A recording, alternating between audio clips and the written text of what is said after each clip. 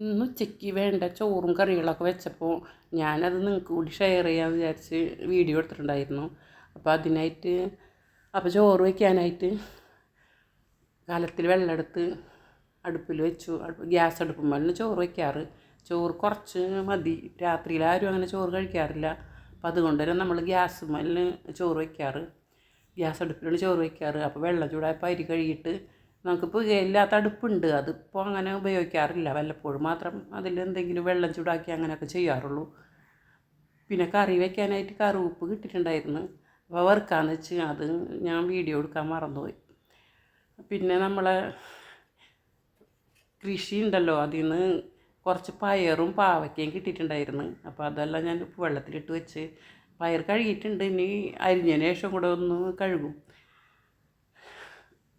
എന്തെങ്കിലും നമ്മളെ വീട്ടിലുണ്ടാക്കണമെങ്കിലും എന്തെങ്കിലും വിഷാംശമൊക്കെ ഉണ്ടെങ്കിൽ പോട്ടെ എന്ന് വെച്ചിട്ട്. അപ്പോൾ ഉപ്പ വീട്ടിൽ തന്നെ ഉണ്ട്, കടയിൽ പോകുന്നവരെ എന്തെങ്കിലും പണിയൊക്കെ ആയിട്ട് ഇങ്ങനെ ഉണ്ടായിരിക്കും. ഇപ്പോൾ ചോറ് തിളച്ചിട്ടുണ്ട്, അപ്പോൾ അത് ഇറക്കി റൈസ് കുക്കറിൽ വെച്ചു.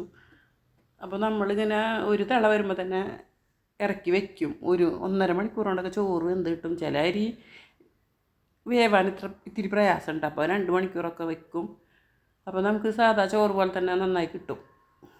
അപ്പം ഇനി ഇതൊക്കെ അരിയണം.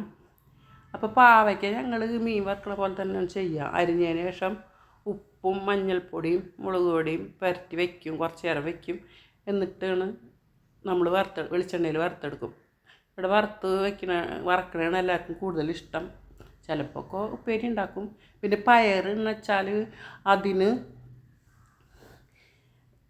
നമ്മളെ വറ്റൽമുളകും ചെറിയുള്ളിയും വെളുത്തുള്ളിയും വേപ്പിലൊക്കെ ചേർത്ത് ചതച്ചെടുത്തതിന് ശേഷം അങ്ങനെയാണ് ഞങ്ങൾ ഉപ്പേരി ഉണ്ടാക്കുക. പച്ചമുളകും സവാളൊന്നും അധികം അങ്ങനെ ചെയ്യാറില്ല, അധികം അത്ര ഇഷ്ടമല്ല. അതിനായിട്ട് ഉള്ളിയൊക്കെ തോല് കളയാണ്. പിന്നെ മോരുകറി ഉണ്ടാക്കണം, അത് ഷഫ്ന ഉണ്ടാക്കാമെന്ന് പറഞ്ഞിട്ടുണ്ട്. മീനും അവൾ വെട്ടി വൃത്തിയാക്കി വറുക്കാൻ വേണ്ടി വയ്ക്കും. അപ്പോൾ റൈഹാനെ സ്കൂളിൽ എക്സാമിന് കൊണ്ടുപോയിരിക്കണം അവൾ. അവിടെ നിന്ന് വന്നിട്ട് വേണം അതൊക്കെ ചെയ്യാനായിട്ട്. ഇപ്പോൾ അവൾ വന്നിട്ടുണ്ട്, മീൻ വെട്ടാൻ തുടങ്ങിയിട്ടുണ്ട്. അതൊന്നും ഞാനങ്ങനെ എടുത്തില്ല, അവളൊരു സൈഡിൽ അത് ചെയ്യുന്നുണ്ട്. എന്നുവെച്ചാൽ നമ്മൾ അങ്ങനെ വീഡിയോ എടുക്കണം വിചാരിച്ചിട്ട് എടുത്തതല്ല, അതുകൊണ്ട് തന്നെ എടുക്കാൻ പറ്റിയില്ല. അപ്പോൾ ഇന്നലത്തെ ചോറ് കുറച്ചുണ്ട്, അത് ഇത്തിരി വെന്ത് പോയതുകൊണ്ട് ഞാനത് ആവി കയറ്റാമെന്ന് വിചാരിച്ചു.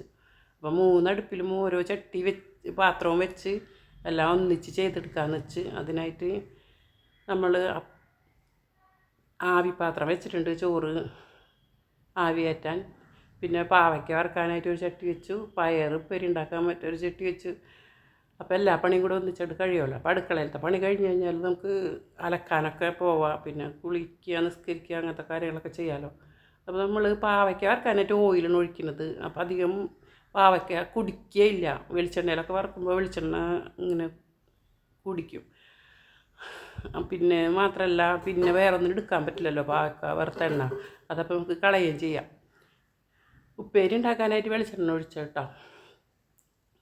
അല്ലെ 3 കൂടെ ഒന്നിച്ച് കഴിഞ്ഞ് കഴിഞ്ഞാൽ വേറെ ജോലികളിലേക്ക് പോകാമല്ലോ. അപ്പോൾ നമ്മളിങ്ങനെ പുരട്ടി വെച്ചിരിക്കുന്ന കുറച്ച് കഴിയുമ്പോൾ അതിലിങ്ങനെ വെള്ളം ഊറിക്കുണ്ടാകും, അത് പിഴിഞ്ഞ് കളഞ്ഞതിന് ശേഷമാണ് നമ്മൾ ചട്ടിയിലിട്ടത്. അപ്പോഴത്തേനും ഇവിടെ ഉള്ളിയും മുളകും മൊരിഞ്ഞ് തുടങ്ങിയിട്ടുണ്ട്.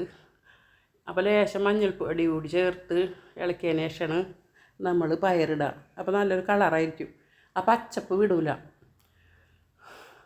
അപ്പോഴത്തേനും ഷഫ്ന മീനൊക്കെ റെഡിയാക്കിക്കുന്നുണ്ട്. പിന്നെ അജ്മലിന് ഉച്ചവരെ ഇന്ന് എക്സാമുള്ളൂ, അപ്പോൾ അത് ഉപ്പ പോയി കൊണ്ടുവരാമെന്ന് പറഞ്ഞിട്ടുണ്ട്. അപ്പോൾ അതിനായിട്ട് ഉപ്പ പോയിട്ടുണ്ട്. ഇതിനിടയിൽ ഷഫ്ന മീൻ വൃത്തിയാക്കണുള്ളൂ കേട്ടോ, ആ ഭാഗം ഞാൻ എടുത്തില്ല. അപ്പോൾ പാവയ്ക്ക ഒരു പ്രാവശ്യം വറുത്തെടുത്ത് ഇനി ഒരു പ്രാവശ്യത്തിന് കൂടെ ഉണ്ട്, അതുകൂടെ ചെയ്യണം. അപ്പോൾ ശബ്ദത്തിനൊരു വ്യത്യാസമുണ്ട്, അത് കഫ്കെട്ട് നേരിയതായിട്ടുണ്ട്, അതുകൊണ്ടാണ് ശബ്ദം ഇങ്ങനെ ഇരിക്കുന്നത്. അപ്പോൾ അജ്മലിനെ കൊണ്ടുവരാൻ പോയിട്ട് വരുന്നുണ്ട്, ഉപ്പയവന് വന്നിട്ടുണ്ട്.